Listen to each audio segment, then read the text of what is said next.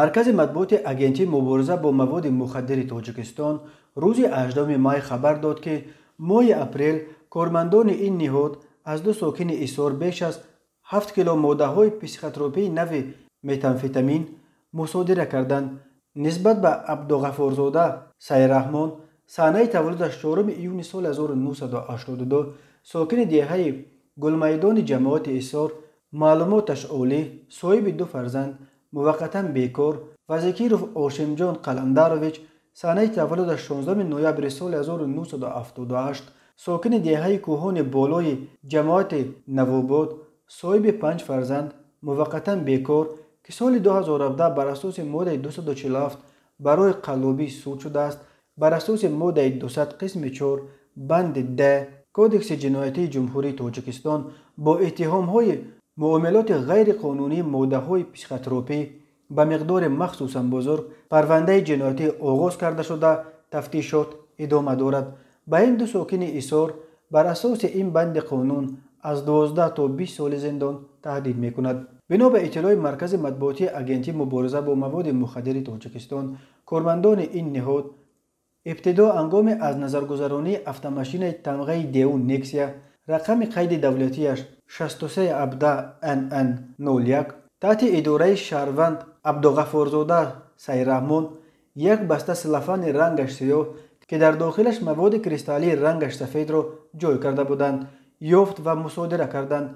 تشخیص نشان داد که مواد مصادره شده ماده‌های پسیخوتروپی نوع متامفتامین بوده وزن خالص آن 983 گرم را تشکیل می‌دهد.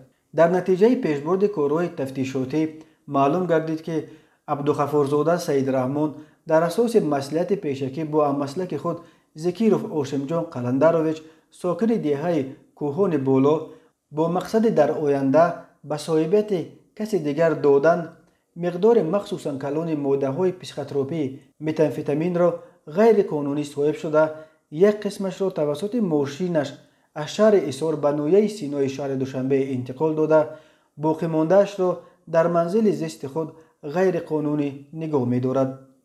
مقامات هنگام گفتگو از انبارخانه منزل عبدوغفورزاده سایراҳмон در деҳаи گلимайдон زیاده از 2 کیلو متامفتامین پیدا کردند.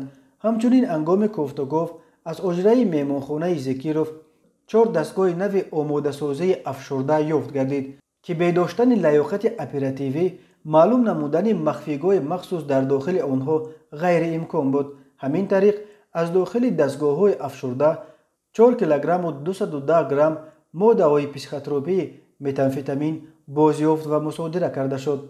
حجم مواد مصادره گردیده در مجموع 7 کیلو و 393 گرم تشکیل می‌دهد.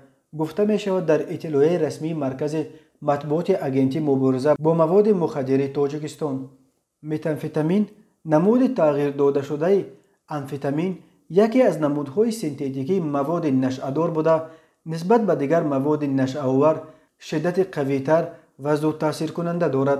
وابسته از نمود ظاهرش به این مواد نام‌های کوچکی کریستال، شیشه و یخ را منسوب می‌دانند.